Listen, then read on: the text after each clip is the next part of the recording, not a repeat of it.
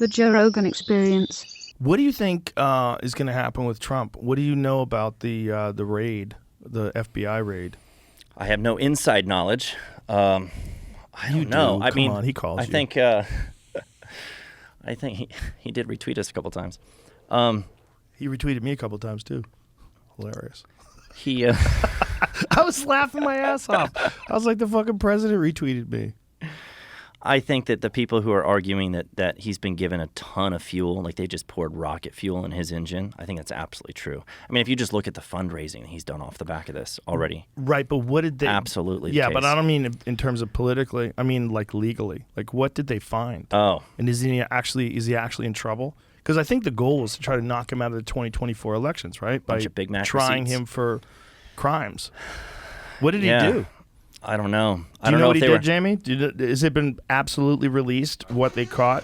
I don't know that yet, but holding on to boxes of documents is it really about he wasn't like supposed to have confidential information that he shouldn't have had in his home, like that was so important they couldn't just ask for it, they had to go in there and get it? Well, I think the problem is having it, right? Because if you have it in an unsecure location, meaning unsecure in terms of the government's protection, it's not locked up in archives. It's not in a place that's very difficult to access. You have control personally over the access to something that's top secret. If that's the case, then that's a problem because that safe could be open. People can get in there. People can get the code. They can copy it. They can send it to China. Yeah, but do you think that's a genuine concern, or is it they want to find something, anything that they can use to prevent him from running again?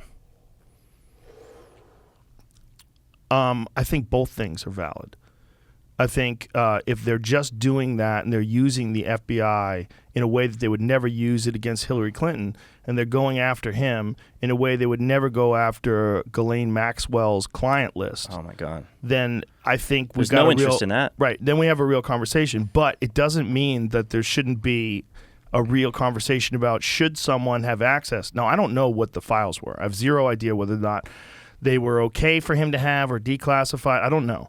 But I think the argument would be if you're not supposed to, if there's a whole chain of command about classified documents, and this is the law on classified documents, and you decide to violate that law because you think you can. Right. Like, I just wanted to keep them, and you just keep them in your safe. I don't know if that's what happened, but if that is what happened, that someone needs to be held accountable for that. You're not supposed to do that, right? Right. You're not above the law, and you can't decide that you're not going to follow the law because you know better, right? And I don't know if that's the case. I think where people lose, where they stop, where they don't care about that, is because they're like, okay, if you're going to be selectively enforcing laws like that and just turn a blind eye to Hillary deleting emails that have been subpoenaed, and all of that, a blind eye to Hunter Biden trying to act like this is not a story until you're forced to admit that it is.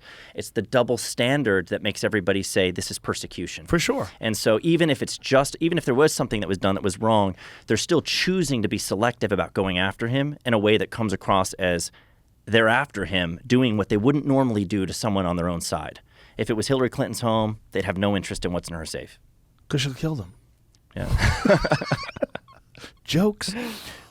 Yeah, I see what you're saying. I see both sides, though. I see the side that if you're an anti-Trump person and you find out that he's doing something that's against the law, you'd want to prosecute it for it. Yeah. I see both sides. Yeah. I really do.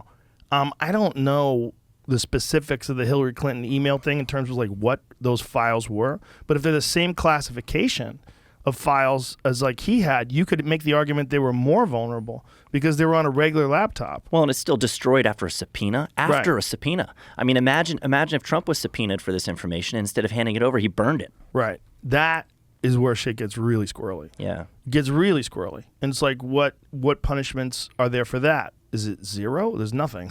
Nothing. Not a fucking thing. Right. And everybody's just like, what? Didn't she she has a hat for sale that says "But her emails"? But her emails. She's capitalizing on it. Good for her. Yeah. Good But for her her. emails.